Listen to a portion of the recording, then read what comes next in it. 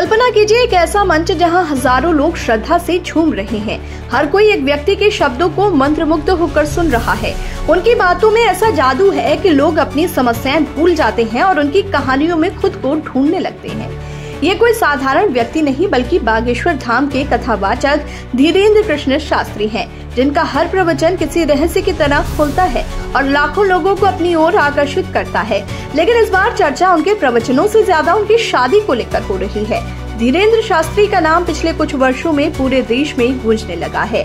उनके कथनों को मानने वाले उन्हें दिव्य दृष्टा कहते हैं, तो कुछ लोग उन्हें केवल एक प्रभावशाली वक्ता मानते हैं। लेकिन उनके समर्थकों की संख्या इतनी बड़ी हो चुकी है कि उनकी हर बात सुर्खियों में आ जाती है। इसी कड़ी में उनकी शादी की खबर भी जोर पकड़ चुकी है। कुछ समय पहले ही उन्होंने खुद कहा था कि वो गृहस्थ जीवन को अपनाने वाले हैं। ये खबर उनके भक्तों के लिए चौंकाने वाली थी, क्योंकि आमतौर पर इस तरह के धार्मिक कथावाचक अविवाहित रहते हैं या संन्यास को अपनाते हैं। लेकिन धीरेन्द्र शास्त्री की सोच अलग है। उन्होंने साफ कर दिया कि वो विवाह करेंगे और पारंपरिक रीति रिवाज का पालन करेंगे।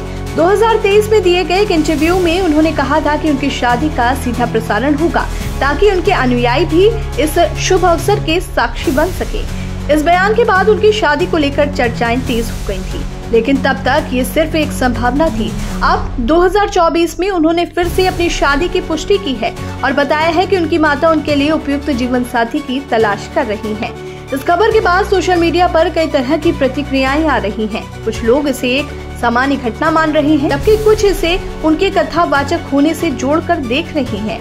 कई लोग ये भी कह रहे हैं कि धीरेन्द्र शास्त्री का विवाह उनकी लोकप्रियता को और बढ़ा सकता है, क्योंकि ये उनके समर्थकों को उनके और करीब लाएगा। वहीं कुछ लोग सवाल उठा रहे हैं कि क्या एक कथावाचक को विवाह करना चाहिए, क्या इससे उनकी छवि पर कोई असर पड़ेगा। लेकिन धीरेन्द्र शास्त्री को इन चर्चाओं से कोई फर्क नहीं पड़ता। वो पहले भी विवादों के बीच अपनी बातों पर कायम रहे हैं और इस बार भी वो अपने फैसले पर अडिग हैं। उनका मानना है कि कथावाचक भी समाज का हिस्सा होता है और वो गृहस्थ जीवन अपनाकर भी धर्म और संस्कृति का प्रचार कर सकते हैं। अब देखने वाली बात ये होगी कि उनकी शादी किस भव्यता के साथ होती है।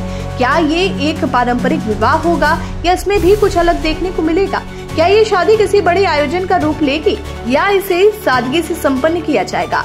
एक बात तो तय है कि इस शादी के बाद धीरेन्द्र शास्त्री की लोकप्रियता और बढ़ जाएगी और वो एक बार फिर चर्चा के केंद्र में होंगे।